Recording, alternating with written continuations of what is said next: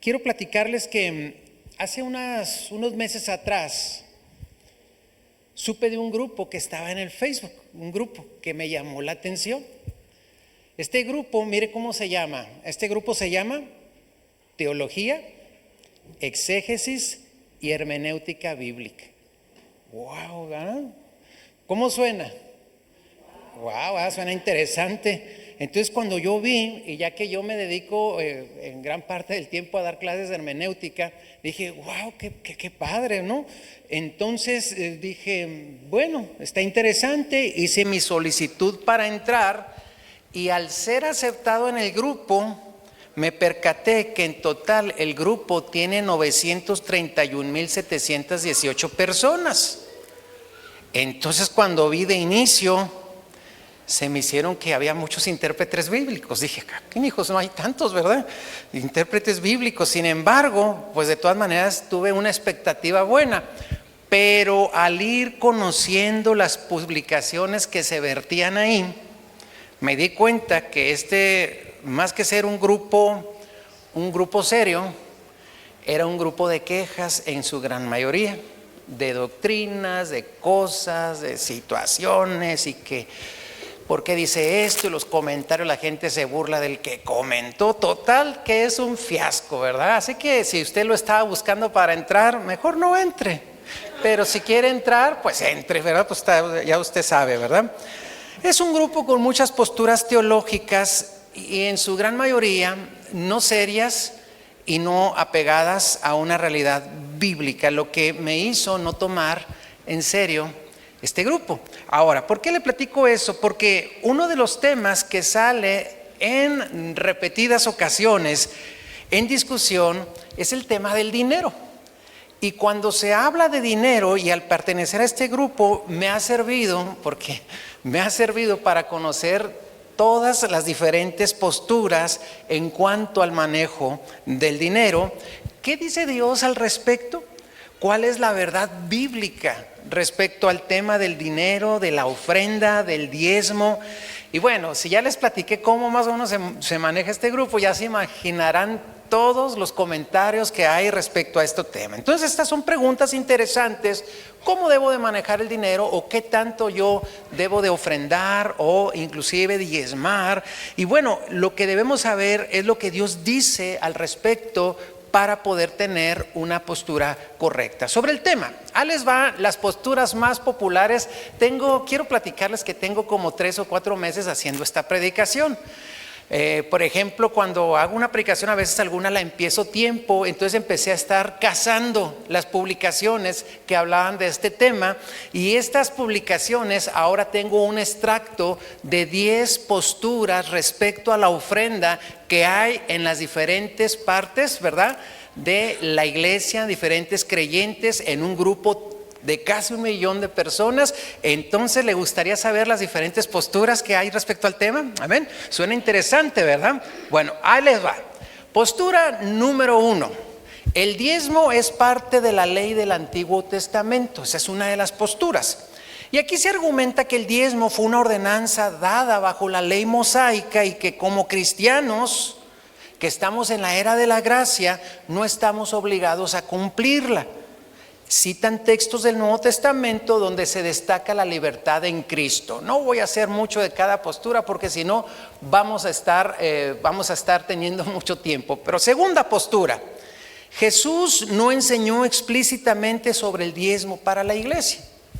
Esa es la segunda postura. Algunos creen que como Jesús no mandó a sus seguidores diezmar directamente, no es una práctica esencial para los cristianos hoy en día y prefieren enfocarse en la generosidad voluntaria. Postura número 3. La iglesia solo quiere dinero. Hay quienes desconfían del manejo de los recursos por parte de las iglesias y consideran que algunas organizaciones pueden tener motivaciones económicas más que motivaciones espirituales. Postura número 4. No tengo suficiente dinero. Y afirman que no pueden diezmar u ofrendar porque apenas les alcanza para cubrir sus necesidades básicas. Ven el diezmo como una carga adicional. Postura número 5. El Nuevo Testamento enseña a dar con libertad, no por obligación. Y se basan en pasajes como 2 Corintios 9:7, que argumenta que las ofrendas deben de ser voluntarias y no impuestas. Postura número 6. Ya ofrendo de otras maneras. Algunos creen que contribuyen al cuerpo de Cristo de otras maneras, como donando tiempo, talentos o algunos bienes, y que eso compensa para no tener que dar dinero. Postura número 7. Dice, el dinero no es lo único que importa. Ellos ven al dar en términos más amplios cómo ayudar a otros directamente a servir en la iglesia en lugar de contribuir financieramente. Postura número 8. No confían en la administración de los líderes. Dudan de cómo se utiliza el dinero dentro de la iglesia, pensando que no se invierte en lo que se debería y que se gasta de una manera inapropiada. Postura número 9. Los diezmos y las ofrendas se daban en especie, no en dinero.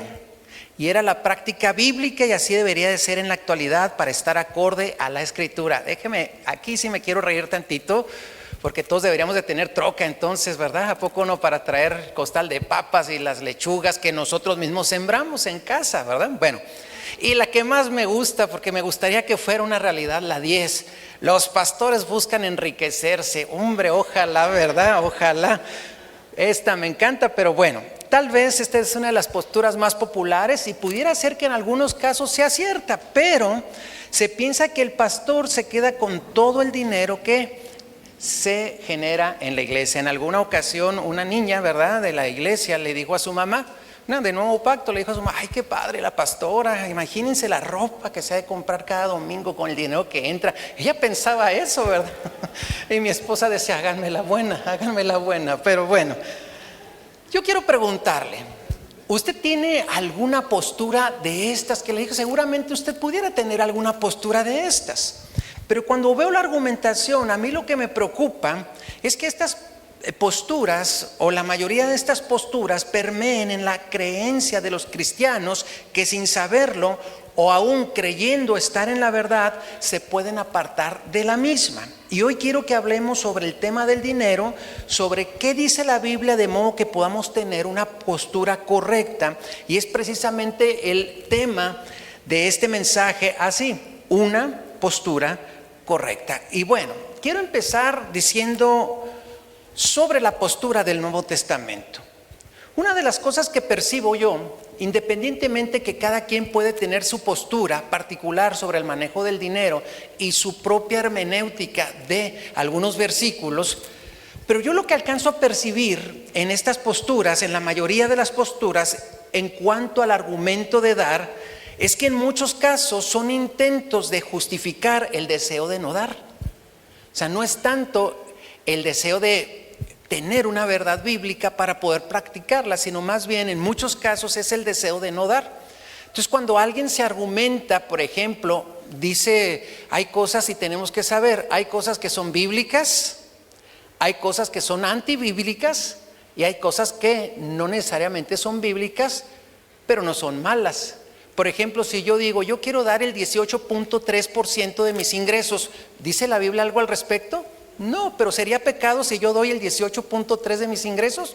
No es pecado. O sea, ¿sí me explico? Entonces, hay cosas que son bíblicas, otras que son antibíblicas, pero hay cosas que no necesariamente son bíblicas, pero no están mal.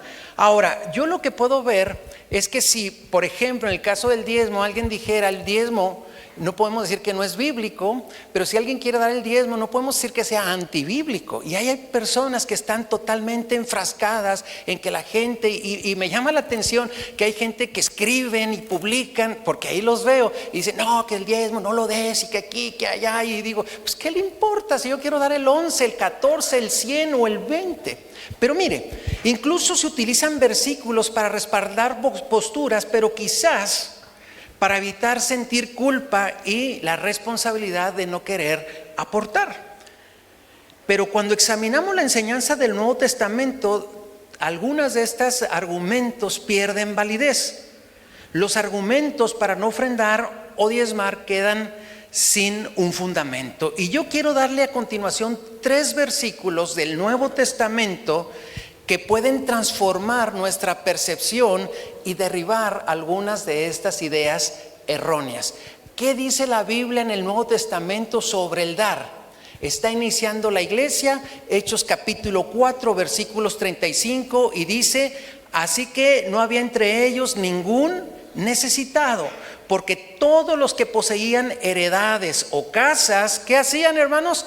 Las vendían y traían el precio de lo vendido y lo ponían a los pies de los apóstoles, y se repartía cada uno según su necesidad. Entonces José, a quien los apóstoles pusieron por sobrenombre Bernabé, que traducido es hijo de consolación, levita, natural de Chipre, como tenía una heredad, la vendió y trajo el precio y la puso a los pies de los apóstoles. Y recordamos un ejemplo malo, el de Ananías y Zafira, que también ellos vendieron sus heredades y trajeron y dieron solamente la mitad y cayeron muertos. ¿Recuerdan? Es en el mismo contexto.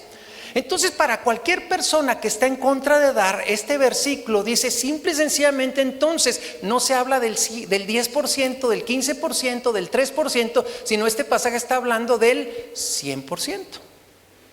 Es decir, vendan todo y tráiganlo a los pies de los apóstoles para que esto pueda ser repartido entre los necesitados, y de esta manera cumplimos ahora sí que la ley del Nuevo Testamento. Y el ejemplo más importante que está aquí es el de Bernabé, que entregó todo y sirvió al Señor prácticamente de por vida.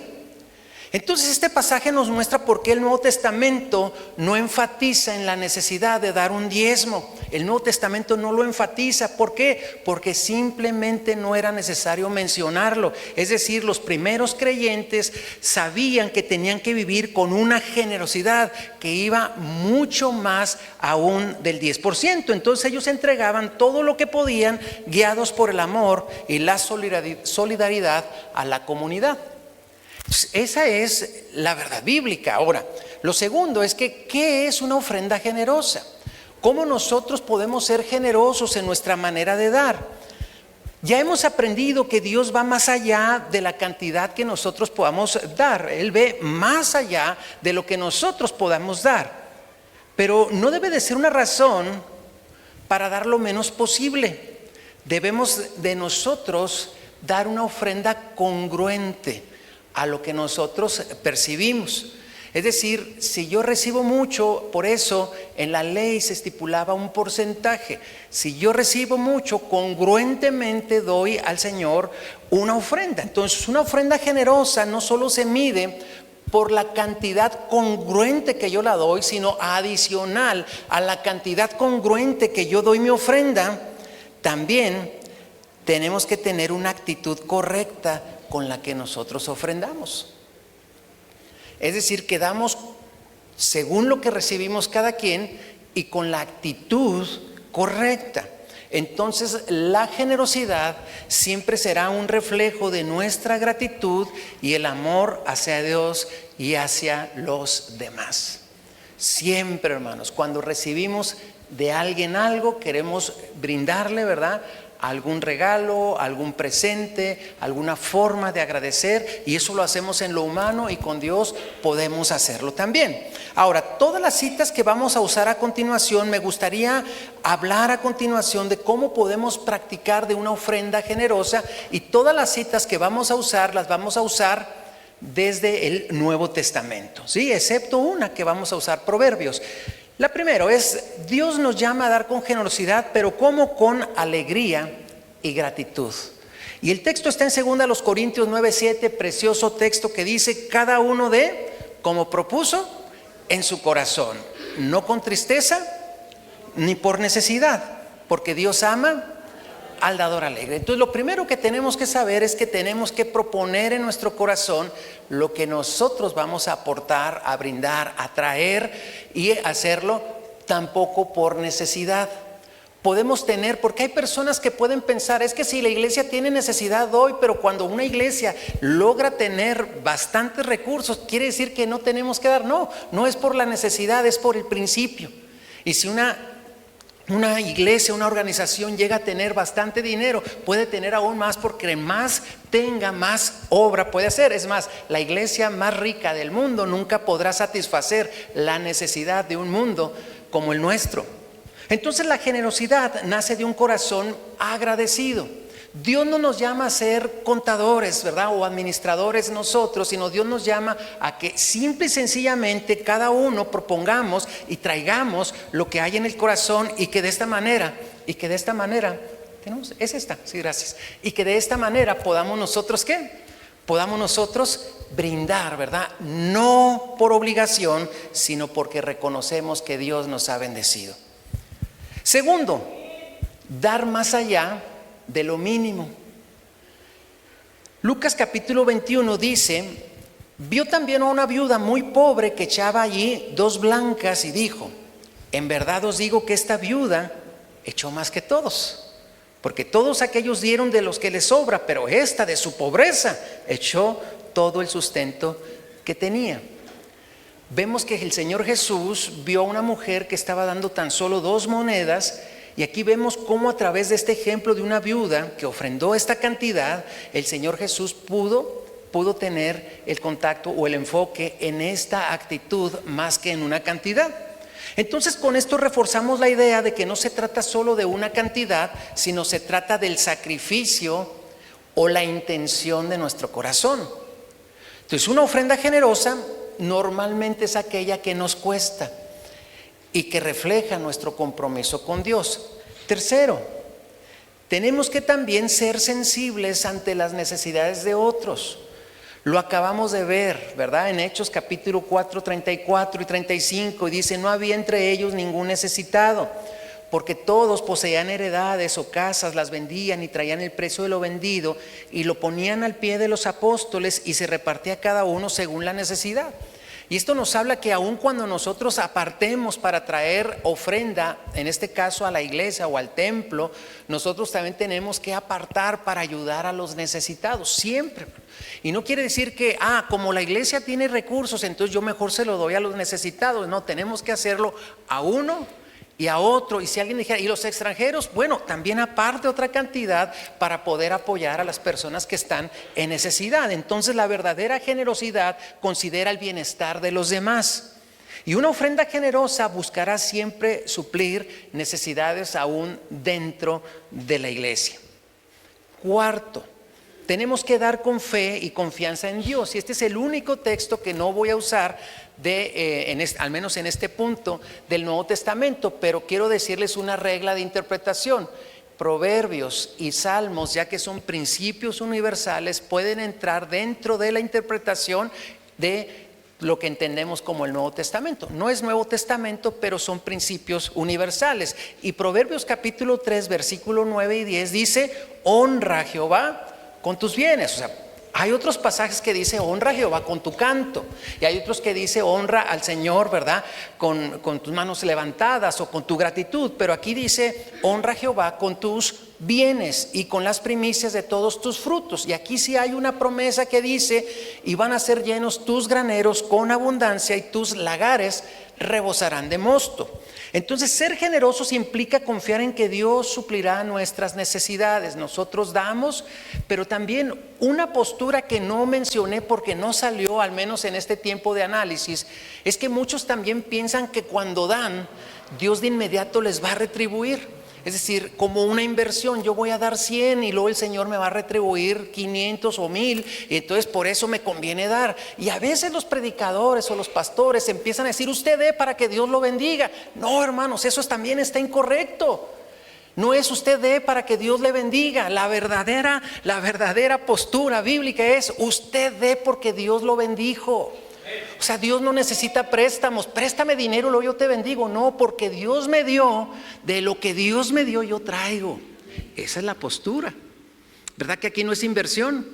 Está como los que salen en anuncios en los programas de deporte. A mí me llama la atención que de repente salen y luego dicen, voy a decir el nombre de una casa de apuestas, no voy a fomentar las apuestas, pero para mencionar, salen ahí los presentes y dicen, caliente, y mire, si usted le apuesta 1,000 pesos a este y a este y a este marcador, se va a ganar 7,000. Lo que ellos nos dicen es, si tú apuestas a esto y los equipos hacen su parte, se va a ganar. Y a veces nosotros creemos que es así, ¿verdad? Como decir, si nosotros damos al Señor, el Señor nos va a dar. Y luego venimos y le reclamamos al pastor, pastor, ¿por qué si di 1,000 pesos no recibí 10,000? Es que probablemente usted lo dio mal o sembró en mala tierra. No, hermanos, Dios no se mete en esas cosas. Dios dice, de lo que hemos recibido, de eso demos. De eso demos. De lo que Dios ya nos dio. Y Dios seguramente seguirá bendiciendo nuestras alacenas, nuestras mesas. No debemos dar de lo que nos sobre, sino que nosotros debemos apartar una parte para Dios. Bueno, y quinto, dar con propósito y amor. Primero los Corintios 13:3 dice, y si repartiese todos mis bienes para dar de comer a los pobres, y aun si entregase mi cuerpo para ser quemado y no tengo amor, dice, de nada sirve. Entonces no se trata solamente de dar. El punto aquí no es recibir dinero por recibir. No es recibir dinero, sino también es hacerlo con la actitud correcta. No se trata de dar dinero solamente por dar. Entonces la generosidad debe de ser motivada por el amor. Entonces no buscamos reconocimiento tampoco, sino buscamos glorificar a Dios. Entonces, ¿cuál es la postura correcta? A mí me gustaría hablar de la postura correcta. Todo esto ha sido un antecedente para que nosotros podamos tener una postura correcta en cuanto al dar. Ahora en Cristo tenemos una gran oportunidad de ser parte en la obra a través de nuestra presencia, de nuestro servicio y de nuestras ofrendas. Todos podemos ser parte. Pero eso lo tenemos que tener bien claro. Debemos participar con gratitud, recibiendo la provisión de Dios. Quiero darles 5 verdades o 5 principios respecto al tema de dar. Lo primero que tenemos que tener muy en claro es que todo es de Dios. Por eso me encanta lo del Nuevo Testamento que decía que vendían todas sus heredades. Creo que aunque eso sí pasó y eso era la práctica de los primeros creyentes, yo creo, hermanos, que Dios aún no quiere que nosotros demos todo, es decir, que usted venda su casa, su carro y todo y lo traiga. Pero sí el principio que el Señor nos quiso modelar a través de los primeros creyentes es que entendamos que todo es de Dios. Piense por un momento, tiene una casa, tiene un vehículo, tiene algunas cosas, tiene, no sé, algunas pertenencias, algunos valores. Tiene que quedar todo claro, todo es de Dios. Esa es la premisa. Cuando yo logro entender este principio, al mismo tiempo entenderé que si todo es de Dios, nada es mío. Si todo es de Dios, entonces eso me convierte a mí en un mayordomo de lo que Dios dio, en un mayordomo de lo que es de Dios. En este caso, no solamente los recursos financieros, también los dones espirituales y algunos talentos que el Señor me ha dado. Puedo decir, Dios me los dio, yo puedo administrarlos, yo soy un mayordomo. Entendidos de esto, entonces nosotros participamos ofrendando con la generosidad para la obra de Dios.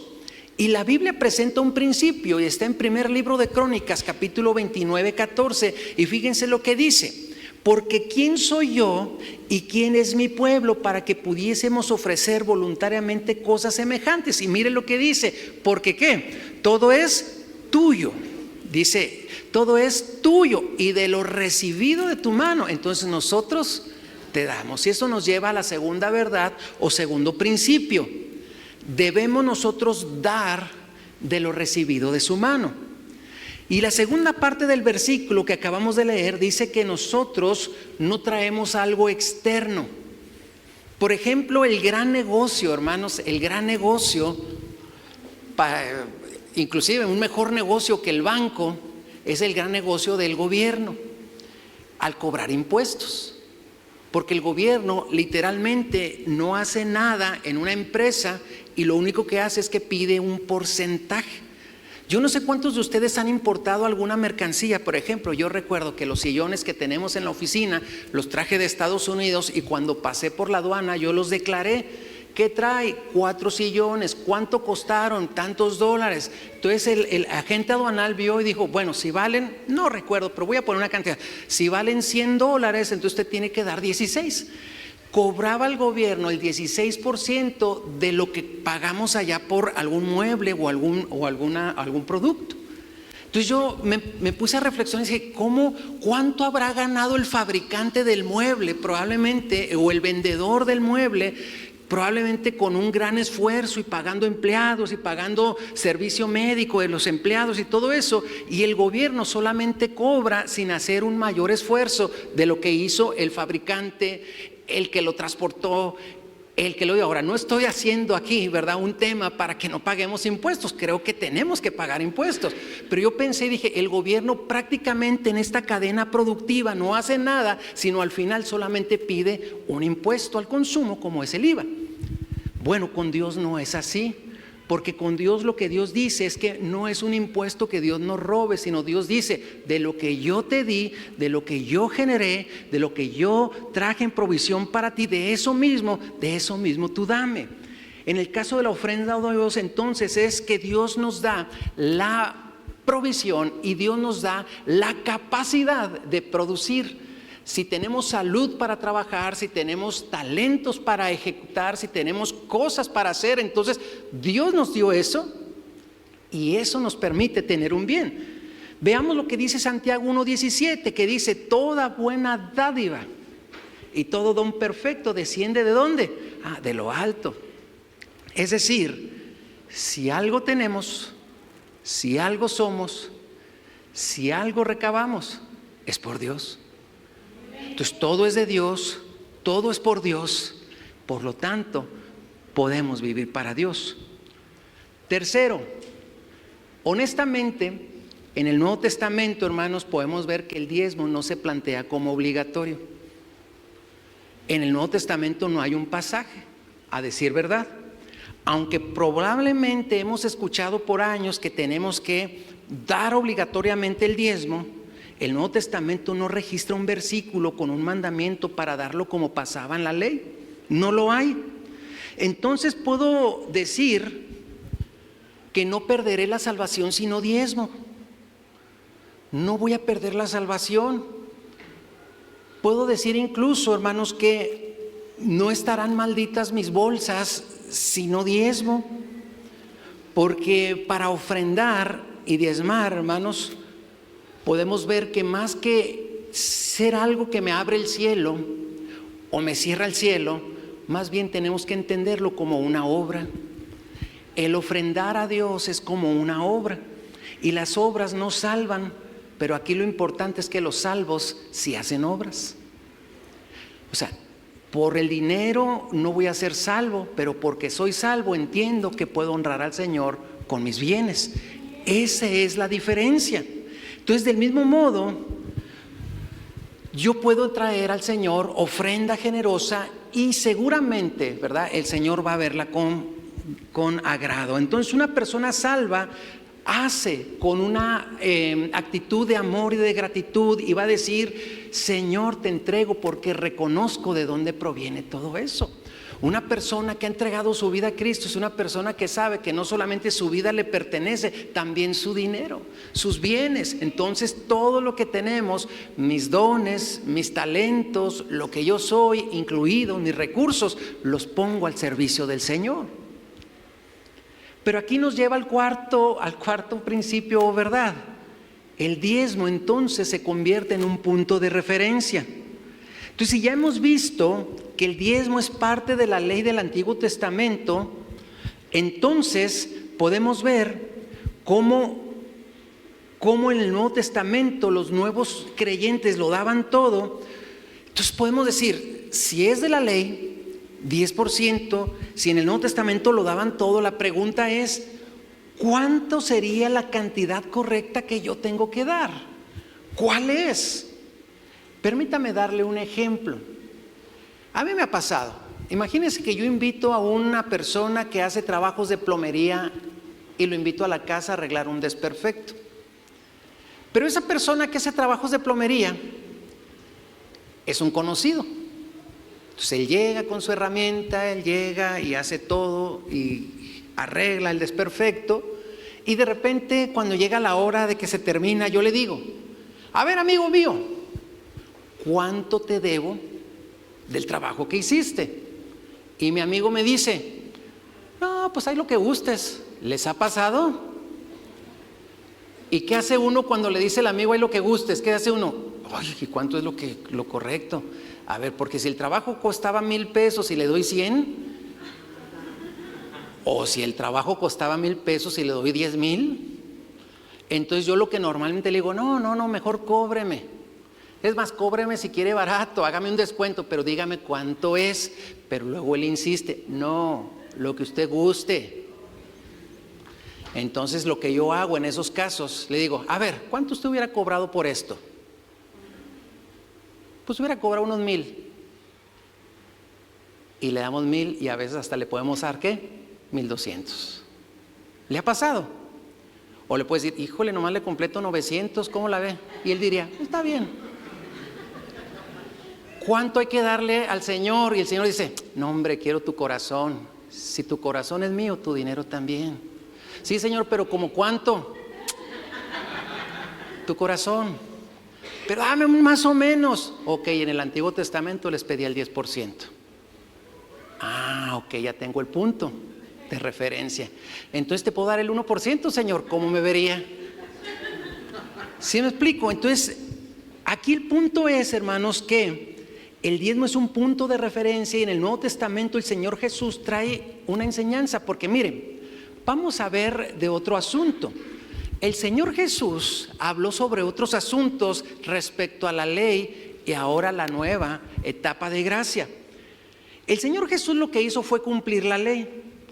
Y aunque la Biblia no dice que el Señor haya diezmado en particular, el Señor Jesús entendemos que tuvo que haber diezmado porque Él cumplió la ley. Eso sí dice la Biblia, y parte de la ley, Él tuvo que haber diezmado.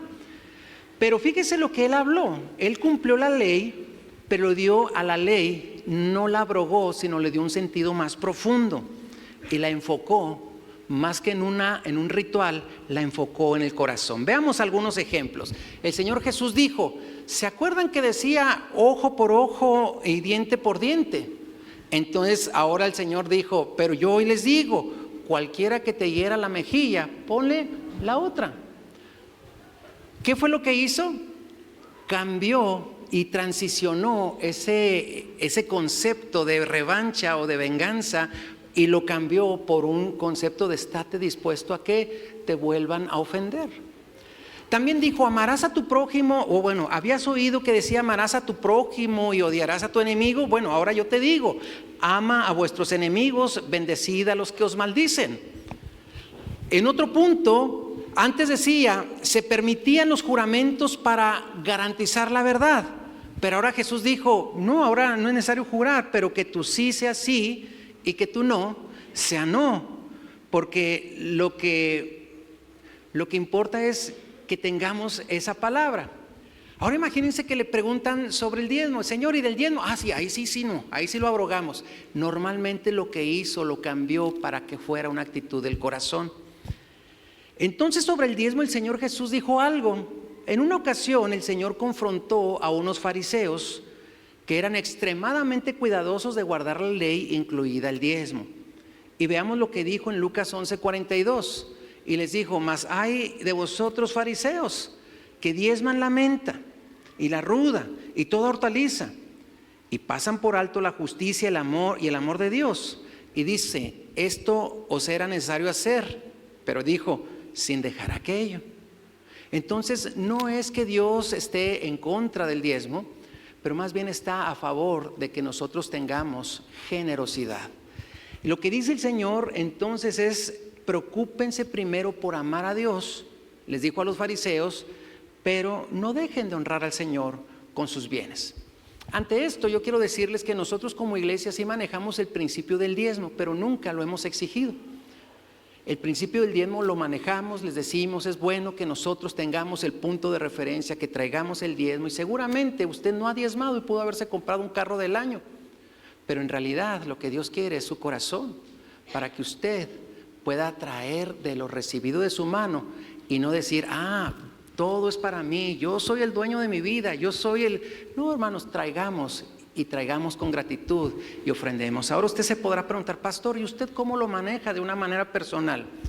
Honestamente, yo procuro de todo lo que le estoy hablando haberlo cumplido ya, es decir, lo que recibo de mano del Señor, yo procuro dar un diezmo.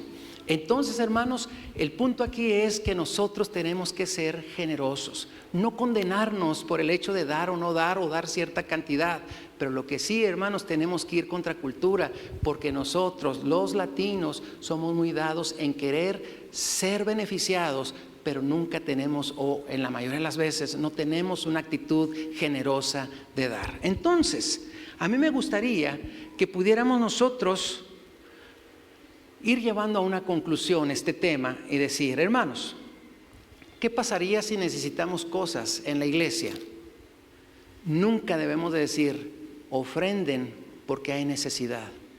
Esa no debe de ser la actitud. ¿Qué pasaría si tenemos muchas cosas? De todas maneras, nosotros tenemos que seguir ofrendando porque no se hace por la necesidad que haya. Aquí el punto es que nosotros tenemos que entender el principio de que todo es de Dios y de lo que de Él recibimos, nosotros podemos con gratitud ofrendar. Y no solamente, aunque ahorita el tema es de dinero, no solamente con el dinero, también entender que si Dios me dio un talento, ese talento lo puedo poner al servicio de la obra del Señor. Me gustaría terminar con 2 versículos.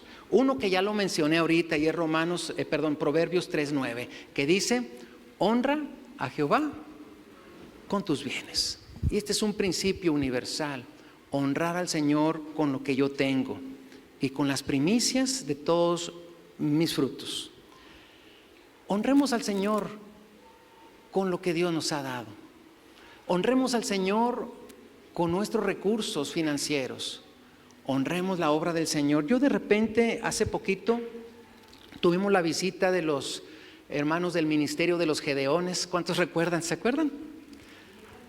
Y ellos dieron algunas cifras, como decir, nosotros repartimos Nuevos Testamentos en todos los hoteles que podemos, y repartimos en hospitales, y repartimos a las Fuerzas Armadas. ¿Sabe usted de dónde sale ese dinero? De personas que generosamente aportan para ese ministerio. ¿Cuánto costaba cada Nuevo Testamento? ¿Recuerdan? 35 pesos. Entonces, ¿cómo es que se hacen esos proyectos? ¿Cómo es que se logra hacer o poder tener proyectos como ese? Bueno, con las ofrendas generosas. Ahora, nosotros como iglesia en lo particular, hermanos, ¿qué hacemos? Los diezmos y las ofrendas que entran, nosotros las juntamos en una sola. Yo no me quedo con los diezmos, yo tengo un salario, yo tengo un sueldo, ¿verdad? Entonces, los juntamos y de todo eso que juntamos, entonces hacemos que la iglesia opere y que la iglesia pueda inclusive aportar hacia afuera. Entonces, si hoy tenemos calefacción, en verano tenemos aire, si tenemos programas para niños, si tenemos instrumentos, si tenemos apoyo a los necesitados, si hemos hecho tantas cosas, todo se ha hecho con esa generosa ofrenda que semana a semana cada uno dedica para Dios y su obra. Entonces, hermanos, honremos al Señor con nuestros bienes. No tenga el pensamiento, le voy a dar a la iglesia este dinero. No, tenga el pensamiento que todos construimos, ¿verdad? Un esquema de obediencia a Dios. Todos como iglesia, con nuestro servicio, con nuestros recursos, con nuestra asistencia, con todo lo que nosotros aportamos, somos parte del cumplimiento de la asignación que Dios nos ha dado en lo particular y en lo congregacional. Segundo versículo, ¿qué pasa con las personas que no dan? Simplemente, no, yo no doy, yo no tengo confianza y todo. Pues es respetable porque su decisión es respetable. Pero la Biblia dice, pagad a todos lo que debas. ¿Al que tributo? En este caso al gobierno, sí, tributo. ¿O impuesto? Sí, impuesto. ¿Al que respeto? Respeto. Pero al que le debas honra. Honra, y honra es reconocimiento, y ahí puede aplicar para muchas cosas, a nuestro esposo, a nuestros hijos, a nuestros padres, a nuestros líderes. Honra, podemos pagar honra, pero parte de la honra, decía Proverbios, honra a Jehová con tus bienes, y si a Dios le debemos honra, paga también la honra. Por lo tanto, hermanos, dice o continúa: no debáis a nadie nada, sino el amaros los unos a los otros, porque el que ama al prójimo ha cumplido la ley. Entonces el tema de dar, hermanos, grábeselo muy bien, es un tema del corazón. Y es un tema del corazón, todos debemos dar, todos debemos participar. Así como en una familia, todos tienen que participar en el orden de la casa, todos tienen que participar. O podemos concebir que los hijos ya a veces ganan más que uno y, no, mi hijo, pues no me des, tú gástatelo. No, hermanos, pues si el hijo ya gana hasta más que uno, órale, mi hijo, encárgate tú el cable del internet y de la leche. ¿A poco no, hermanos? Ninguna mamá dijo amén, pues por eso estamos como estamos, ¿verdad? Tú encárgate de las uñas de mamá, mi hijo, ¿verdad? Pero en realidad, hermanos, así es, todos en una casa tenemos que ser parte, todos tenemos que aportar, todos tenemos que servir, todos tenemos que estar ahí en una congregación, todos tenemos y debemos ser parte de lo que Dios nos ha mandado. Así que, ¿cómo la ven, hermanos? En este caso, el tema de dar es un asunto del corazón. A la gente no le gusta hablar. Nosotros inclusive pensamos, porque les digo, hace como 4 meses estoy preparando y pensábamos, ¿será bueno pasar este mensaje por el radio? Bueno, probablemente va a haber personas que nos escuchen en el radio que digan, no, yo no concuerdo con esa postura. Y bueno, es respetable, pero también habrá personas, y a usted que nos escucha por radio, usted también ahí en el radio, si usted se congrega en una iglesia, usted aporte en su iglesia, sea parte de que la iglesia esté fortalecida. Usted que está ahí, sea generoso en los proyectos y programas de su congregación, porque esto no se trata de recaudar para nosotros, Nuevo Pacto, se trata de que todos podamos poner de lo recibido de la mano del Señor, traer ofrenda de gratitud al Señor. Todos podemos apartar una cantidad generosa para honrar al Señor y así contribuir con la operación de la iglesia, pero también el extendimiento del reino del Señor. Amén, hermanos. Entonces, yo les invito a que cada uno de nosotros, aquí hay muchas personas que semana a semana o quincena a quincena dan sus diezmos, síganlo haciendo, pero no los paguen solo por pagarlos, tengan también un corazón siempre de gratitud. Y yo no sé si a usted le pasa como a mí me pasa, yo cuando me toca dar un poco más, digo, quiere decir que esta semana he estado más bendecido que otras. En lugar de decir, ya no quiero dar, mejor decir, entre más podamos dar, creo que eso será un reflejo de la bendición que hemos recibido de parte del Señor. Póngase de pie, por favor. Yo quiero preguntarle, si usted ha estado siendo generoso, considera que está siendo generoso, ¿por qué no decir al Señor, gracias, Señor, porque me has permitido estar dando, Señor, generosamente? Si usted está siendo generoso y cree que pudiera dar un poco más, yo creo que hoy pudiera usted decir, Señor, creo que con este mensaje puedo empezar a cambiar inclusive mi perspectiva de ver las finanzas.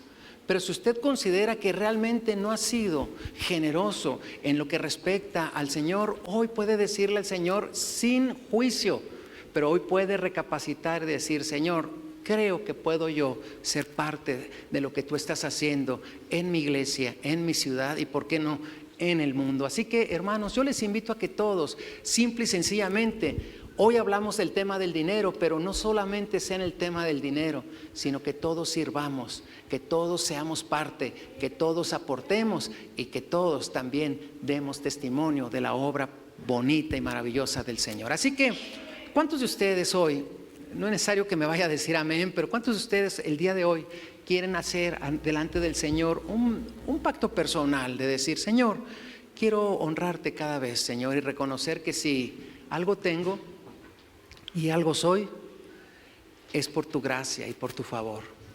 Honestamente, hermanos, ese debe de ser la actitud de reconocimiento.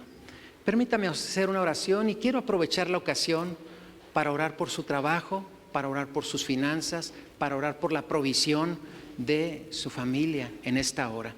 Bendito Dios, en esta hora, Señor, yo te pido que traiga, Señor, al corazón la certidumbre, Señor, que más que un ritual es una actitud del corazón, que más que, Señor, nosotros poder hacer algo, Señor, y que con ese algo de manera, Señor, mágica vamos a ser bendecidos, Señor, más bien que nuestro corazón sea honrarte a ti, tener un corazón con gratitud en nuestro corazón, en nuestra mente, Señor, y que podamos nosotros traer voluntariamente, Señor, diciéndote, Señor, que tú eres el dueño de todo. Yo quiero pedirte por las finanzas de mis hermanos, por cada uno, Señor, de sus trabajos. Señor, que nunca las finanzas, Señor, nublen, Señor, nuestro entendimiento. Que nunca el amor al dinero, Señor, sea, Señor, lo que nos aparte de tu, Señor, de tu amor, de tu voluntad. Que nunca el amor al dinero, Señor, nos aparte como iglesia, Señor, y que nos convirtamos en una iglesia recaudatoria. Señor, no, sino que sea el dinero, Señor, parte de la bendición que tú das para tu iglesia y parte, Señor, de la oportunidad que tú nos das también para honrarte. Señor bendito, que cada uno de nosotros podamos tener una conciencia, Señor, del tema. Te pido, Señor, que tal como dice tu palabra, Señor, nosotros podamos practicar la generosidad para los proyectos, para los diferentes cosas, Señor, que se hacen en la iglesia. Bendice, Señor, a cada corazón. Bendice, Señor, cada persona, Señor. Y hoy, Señor, te ruego, bendito Dios, que cada mesa, cada alacena, Señor, como dice tu palabra, estén, Señor, bendecidas. Que no haya escasez y que no haya necesidad, Señor. Te pedimos, Señor, que tú obres poderosamente en el nombre de Cristo Jesús. Obra, Señor, obra, bendito Dios, en cada vida, Señor. Mira, Señor, si hay alguna persona que no tiene un trabajo, Señor, que no tiene, Señor, un medio de provisión, hoy, Señor, te ruego que traigas, Señor, esa necesidad. Padre, la ponemos delante de ti, que tú traigas, Señor, esa bendición, que supla, Señor, esa necesidad en las vidas de tu iglesia, Señor. Hoy te pido, Señor, que tú bendigas, Señor, el área económica y financiera de tu iglesia. Y que podamos, Señor, siempre reconocer que toda dádiva y todo don perfecto proviene de ti, Señor. Que hoy podamos entenderlo así. En el nombre de Jesús, yo le invito a que en esta hora le demos gracias a Dios por las finanzas. ¿Qué le parece? Le decimos: Señor, gracias por ser mi proveedor. Gracias porque tú me has provisto, Señor, todo, Señor, hasta el día de hoy, porque tenemos vestido, porque tenemos, Señor, alimento, porque tenemos bienes. Gracias, Señor. Hoy reconocemos que proviene de ti. Hoy reconocemos que es por ti. Hoy reconocemos que es tu gracia y tu favor, Señor. Con gratitud en nuestro corazón te damos gracias. Amén y amén.